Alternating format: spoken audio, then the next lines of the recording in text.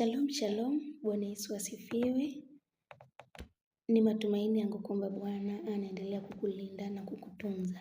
Siku ya leo ninatamani tukajifunze kwa pamoja vitu vinavyoweza kuinua imani au kuongeza imani kwa Mkristo yeyote yule ambaye anamtafuta Mungu. Biblia inasema katika kitabu kile cha Waebrania mlango wa 11 mstari wa kwanza kwamba basi imani ni kuwa na hakika ya mambo yatarajiwayo, ni bayana ya mambo yasiyoonekana. Ni kweli kuna wakati kwamba unakuwa na imani lakini inaweza kufika mahali ukaanza kuona imani yako mbona kama inatetereka.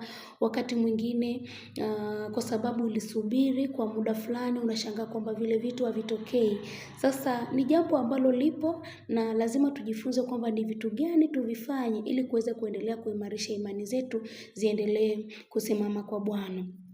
Jambo la kwanza ni neno la Bwana. Biblia inamzungumzia sana Ibrahim kwamba akikumbuka ile ahadi ambayo Bwana alimwambia hakusita katika kuamini. Hii alipata wapi? Katika maandiko. Bwana Yesu apewe sifa. Lakini neno la Mungu linasema neno lako ni taa ya miguu yangu na mwanga wa njia zangu. Kwa tafsiri nyingine kwamba unaposoma neno la Mungu linaendelea kukufungulia njia, linaendelea kukupa mwanga. Maana yake kwamba linaendelea kuwa kiongozi wa maisha yako, linaendelea kukusimamia ili imani yako iendelee kuwa thabiti. Kwa hiyo neno la Mungu linaendelea kuimarisha imani zetu. Lakini jambo lingine ni maombi. Bwana Yesu asifiwe sana. Maombi huinua imani sana kwa sababu unapopeleka haja yako mbele za Mungu, Mungu anasikia, Mungu anajibu, Mungu anafanya. Bwana Yesu apewe sifa. Na kumbuka ya kwamba maombi ni mawasiliano kati yako wewe na Mungu, Baba yako aliye sirini, kumweleza yale yote ambayo yanakusibu, kumweleza yale yote ambayo yamewahi kuwa zuio katikati ya maisha yako, unamwambia kwa njia ya maombi. Na kwenye maombi usiache kumuomba Mungu akusaidie kutokuamini kwako.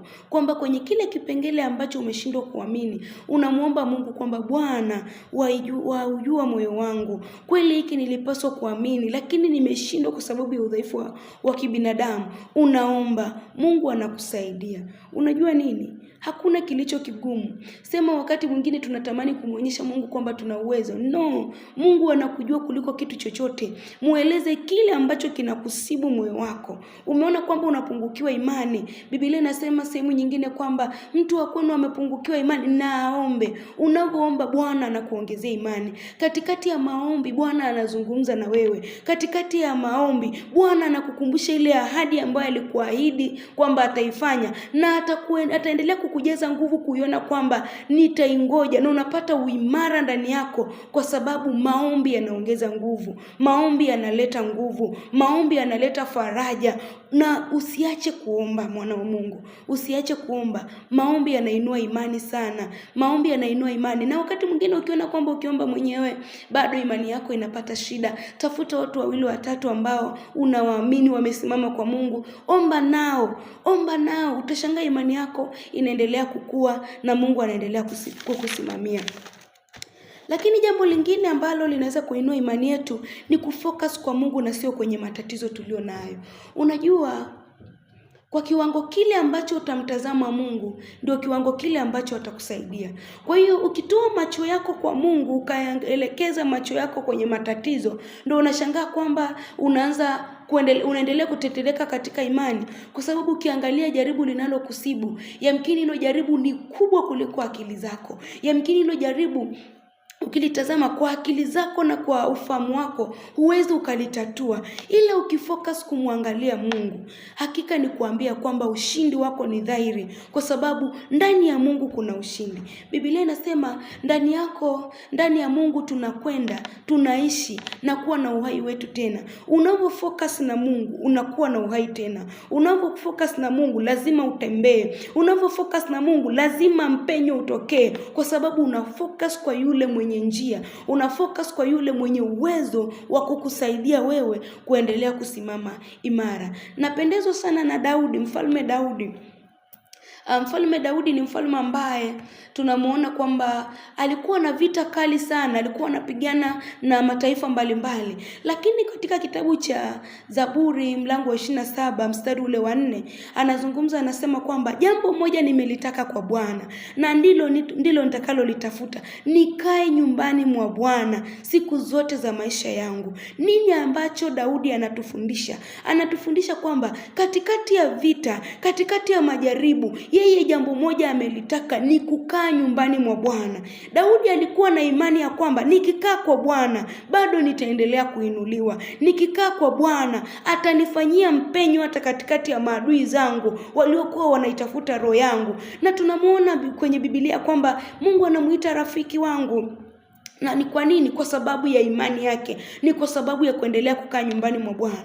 Ndugu yangu, ni kuambia ya kwamba yamkini unaweza ukakaa kwa jinsi ambavyo maadui wamekuzunguka, ukapoteza imani kabisa, ukapoteza tumaini la kusonga mbele. Lakini leo nikukumbushe, kaa nyumbani mwa Bwana, endelea kufocus na Mungu, endelea kusoma neno, endelea kuongeza tumaini lako kwa Mungu. Alafu jambo lingine, angalia shuhuda mbalimbali. Wako wetu wengi ambao kwenye Biblia Mungu aliwatendea mambo mengi na kuzidi. Hebu jikumbushe kwa wale waliotendewa. Kama Ana alipewa mtoto katikati ya uchungu aliokuwa nao, kwa nini wewe Mungu asikupe? Kama Bwana alimpigania Daudi katikati ya mataifa makubwa ambao walikuwa wanashindana nao, kwa nini yeye asikushindie? Kama Mungu aliweza kuwaponya wengi ambao waliugua magonjwa mbalimbali magumu, kama Mungu aliweza kuponya ndoa za watu mbalimbali na familia za watu mbalimbali, kwa nini asikuponye wewe? Kwa hiyo ongeza imani yako hata kwa kusikiliza shuhuda, kwa kuangalia wengine walitendewa vipi, na wewe amini Bwana atakutendea. Amini kwamba Bwana atakushindia. Namna alivyowashindia wengine, na wewe atakushindia. Kwa sababu anasema nimekuchora katika vitanga vya mikono yangu. Maana yake kama amekuchora katika vitanga vya mikono, hajakusahau mwana wa Mungu. Usikubali shetani aibe imani yako. Usikubali utetereke katika eneo la imani. Endelea kusimama. Focus na Mungu. Naye atakuinua, naye atakukumbuka, naye atakugusa, kwa kuwa yeye ni Mungu na wala si mwanadamu. Haleluya, haleluya. Lakini jambo lingine, kumbuka Mungu alipokutoa. Ninajua kwamba kwa kila mwanadamu hapa duniani kuna mahali tu Bwana amekutoa. Kuna mahali ulikuwa unateseka kwa muda mrefu, kuna mahali uliwahi kusumbuka sana, maisha yakawa magumu, na Bwana akajitokeza pale na kukuinua na kukusaidia na kukuvusha. Kwa hiyo hata katikati ya jaribu ambalo unalipitia sasa, kumbuka alipokutoa Mungu. Kumbuka jinsi alipokupigania kwenye kile kipindi, alafu amini tena, alafu songa mbele. Haleluya. Lakini jambo lingine, jizungushie watu sahihi. Watu sahihi watakufariji. Watu sahihi watakuelekeza njia ikupasayo.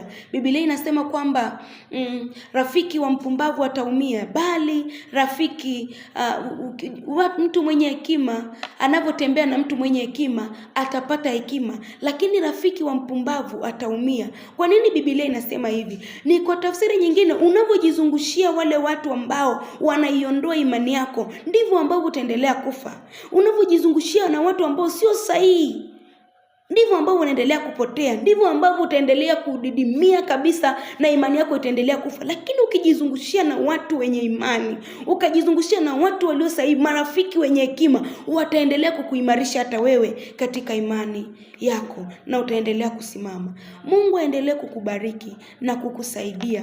Shauku yangu ni wewe uendelee kuinua imani yako kwa Mungu, kwa sababu hakuna neno wala jambo lililowahi kumshinda Mungu. Yeye anafanya asubuhi, anafanya mchana, anafanya jioni. Maana yake hata na kwako atafanya. Maana yake hata na kwako atakukumbuka. Aliwakumbuka wengi, na wewe atakukumbuka. Alimkumbuka Ibrahim katika uzee akampa mtoto, na hata wewe katika hali ulioko, kujua ya kwamba atakupa zile baraka alizokuahidi. Alimbariki Ibrahimu akampa Isaka, na wewe atakupa kile ambacho Bwana alitaka kukupa. Alimbariki Hana katika hali ambayo alikuwa nayo. Penina alimcheka kwa muda mrefu, lakini majira ya Bwana fika. Ana aliendelea kuamini na Bwana alimpa Samueli. Na tunamuona Samueli ameandikwa kwenye Biblia ya kwamba ni nabii mkubwa ambaye Bwana alimtumia sana kwa ajili ya taifa la Israeli. Na wewe Mungu anakutazamia. Na wewe Mungu anakusubiri. Mungu anatazamia imani, uendelee kusimama na imani yako endelee kuwa thabiti mbele zake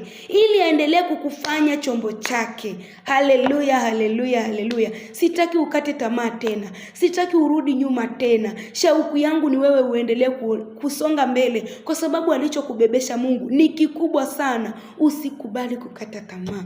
Usikubali imani yako ipotee. Mungu akubariki sana. Mungu akusaidie. Mungu akutunze na imani yako iendelee kuinuka. Shalom.